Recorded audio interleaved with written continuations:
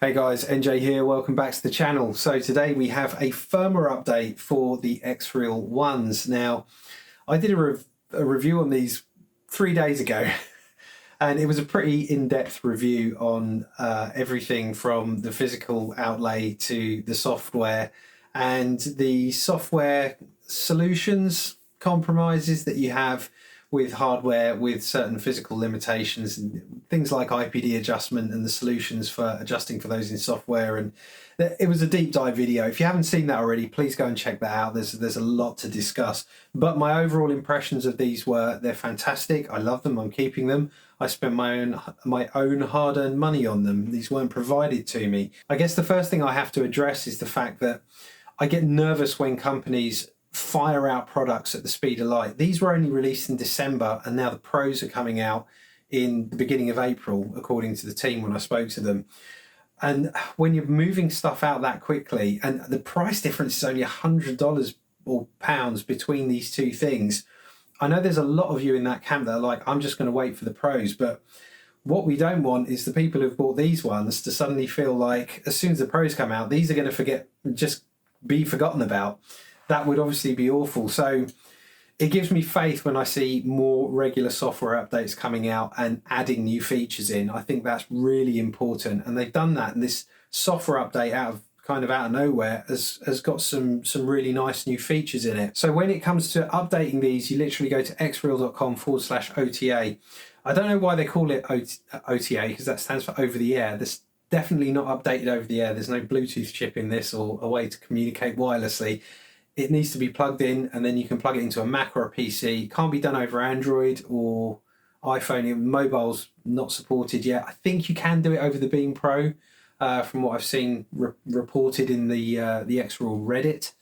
But yeah, it's a very simple process. You just use your web browser, it connects, does the update. It's worked every time. I tried it once on my Mac, now once with the PC, no problem at all.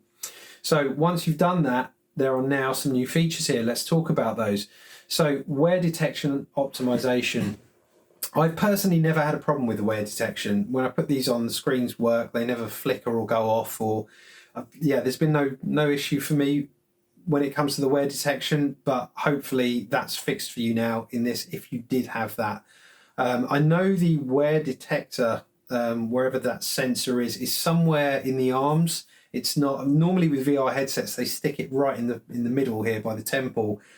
And that proximity sensor knows your forehead's there and turns the screens on, but they've gone with the arms for whatever reasons on this one. But yeah, not my experience. I've not had a problem with that anyway. The fix is there if you did. Please let us know in the comments.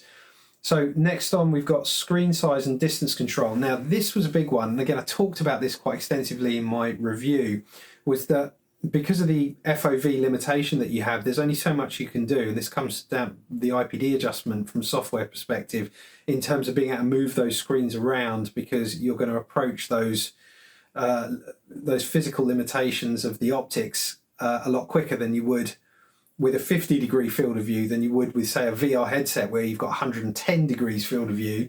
Bear in mind the human field of view is around 135 degrees, so 50 sounds small, and I guess it is, but when you're actually looking out, the actual screen sizes, they do look great, but there are limitations to that stuff. But things never felt like they were changing for me personally. Again, this is subjectively speaking. Things never felt like they do in VR when a screen is close to you or whether a screen is far away from you. That never felt like there was a distance. Those settings just felt like you were making the screen bigger or smaller. The only way that screen felt bigger to me or close or smaller to me was relative to everything else around me. If there was a wall 5 meters away from me, the screen would feel like it's pinned to that wall. 10-meter wall, it would feel pinned to that. No matter what I did in the settings, that always felt the same. Now what they've done here is they've now added in this 2-meter setting. Originally it was pinned between 4 and 10 meters, but I never felt any difference there. This new 2-meter setting, for me, 100% I've noticed that difference. Now that genuinely feels 2 meters away. In my sitting room, my TV is about 4 meters away. The screen and the 2-meter setting felt like it was floating right between me and the telly, which is fantastic. And that is where I'm going to leave it. I really like that new 2-meter setting. That's also available in all the other modes, including ultra wide mode, which again is good because if you're doing using these for productivity and you're using your, like for instance with me, I'm using my Mac in front of me, I could pin that ultra wide just above it so that when I look up I see the ultra wide screen. On the previous firmware, that screen would be clear, but it would be as far away as that nearest thing to me, that nearest wall. Now it feels much closer to me in that 2 meter setting. It feels like it's much closer to my actual physical Mac laptop screen. So that whole 2 meter thing that they've added in, that's made a big difference for me. So the next thing is text display optimization. So what they've done here is they've now added in a sharpness slider, going from very soft to very sharp.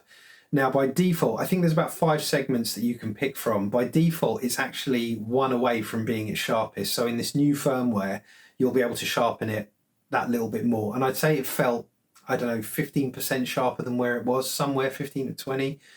But I did notice that you could sharpen it some more and it looks even crisper. So again, a welcome feature. I don't know why you'd want to go to the softer end of things, but I guess it's there if you want it. I'm only ever going to want a really crisp, very highly legible display. But yeah, having the option of a slider, it's another great thing. That's good they've added that in. Really, when it comes to text legibility, we have to talk about the limitation that these are 1080p screens, right? That's one part of it. The other part of that is the optics. The optics play as integral a role in the clarity of things as the pixel density. So one solution is obviously to increase the pixel density, go to a 2K or a 4K screen per eye, but then you need more processing power. There's lots more that goes with that. But the optics, if you have bad optics on 4K screens, then it's all just a waste of time. It's a marriage of all these things. So I dare say there's some software solutions being put in that marry with those optics to make it look that little bit sharper. Either way, that's a welcome feature. They've added a few things to the sort of tooltips that come up.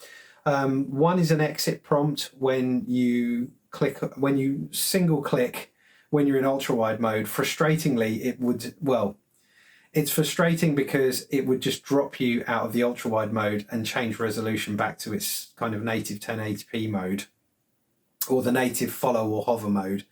And the problem with that is that if you wanted to adjust something in ultra wide mode, you'd have to double click the function button. If you're a bit slow on the double click and accidentally single clicked, it would drop you out of ultra wide mode, and then you'd have to, if you're running Samsung DeX, that would mean it would reboot DeX. If you're plugged into a Mac, it would then say, oh, there's a new display. Do you want to mirror it? Do you want to extend the display? Blah, blah, blah. It became a bit of a pain. So now there's a little tooltip that comes up that says, are you sure you want to exit? Now press again. So it's a little safeguard, stops you accidentally dropping out of ultra wide mode. That's a good tooltip. The one that I don't like that they've added in, because it's not all roses, is in transparency mode.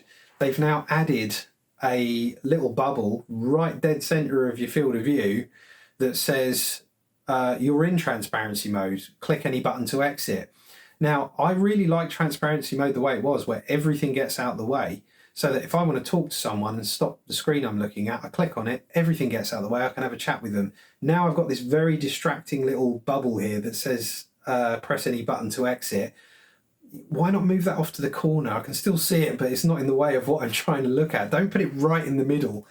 I feel like that was kind of a silly move. I'd like to see an option to be able to turn that off in the next update. Now, performance optimizations is another thing that they've mentioned here. In their own words, optimize power consumption in high performance scenarios, reducing the frequency of temperature protection triggers.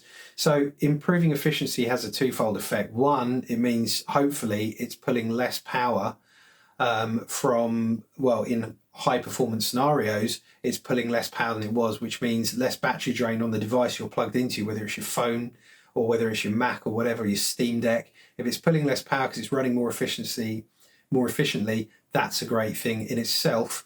But it also means this thing will heat up less. And if it hits the thermal limit, there's no fan in here to cool this thing down, of course. What it will do instead is throttle the CPU to bring the temperatures down, which is never a good thing. So it looks like they've adjusted where those temperature protection triggers. So it sounds like there's a bit of a tweak there, and there's also a tweak in efficiency. So that's really good to know. I'm glad they mentioned that in the notes. Enhanced compatibility with a wider range of devices, enabling more devices to connect. I don't know why they don't give you a list, because if you've got a device now, you've just got to hope maybe it might work now, but why not just give us a list of all the compatible devices? And that would also mean if there's enough people with a wish list of a certain device, they know what to target next. So yeah, they don't disclose that, but it'd be nice if they did.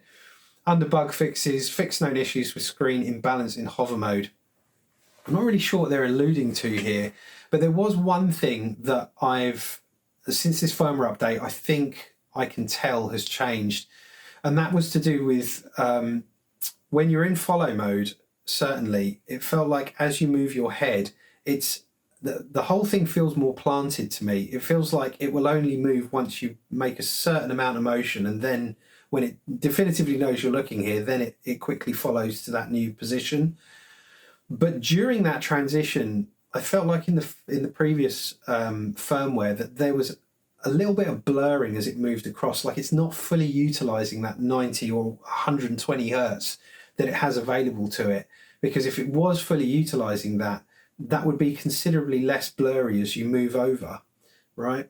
And I feel like that is noticeable in this update. It's less blurry as you move your head quickly and the image follows you over to your new direction that you're looking. So I feel like there's been some optimizations there, and the whole stability feels better. I just noticed that, but I don't really think they've talked about it in this update. But I'm pretty sure that's not a pseudo effect. I feel like that really has been a noticeable change. It might be what they're alluding to here, I'm not sure. Other minor known issues have also been optimized. Okay, well, they're just saying they did other stuff in the background. We don't know what there is. But yeah, I think we've kind of covered all the main things. And for me, this has been a really solid update. And if they're keeping up this frequency of update 2-3 weeks at a time, that's great. That really is the kind of thing I want to see, so that people who have spent £450 or dollars on one of these things don't feel nervous that the pros are coming out and they're going to get left behind without new features and software. So yeah, genuinely solid update. Well done, XREAL. Please keep it up. If there's one thing I were to add, it would be this. Why not make a beta channel? Valve are a really good example of a company that have done wonders with the Steam Deck, and one of the things they do to engage their community is they have beta channels and main channels as well. They have a whole different bunch of channels, but the beta channel's great because if you want stability but you want to try out some new cutting edge features, you know, people like me, I absolutely want a beta channel to at least try that stuff out and feedback. You know, the XREAL community is growing and it's strong over on Reddit. And there's no end of people on that forum that would happily jump on a beta channel and give lots of feedback to new features before they make it to the stable channel and a main update. So yeah, XREAL, if you're listening, chuck a beta channel in there. You'll make a lot of us very happy, and it allows us to help you. We want to help you make this better. And I know you listen in the Reddit forums, and you know, you're obviously very open to ideas, but a beta channel I think would be invaluable. Anyway, that's it for now. No more surprises, I don't think, for a week or two when it comes to XREAL, hopefully. But anything does change, I'll be the first to let you know. Thank you for watching. Please click and subscribe if you haven't already. There will be links in the description. And if you haven't already, check out my review video. That will also be linked as well. Take care. See you in the next one.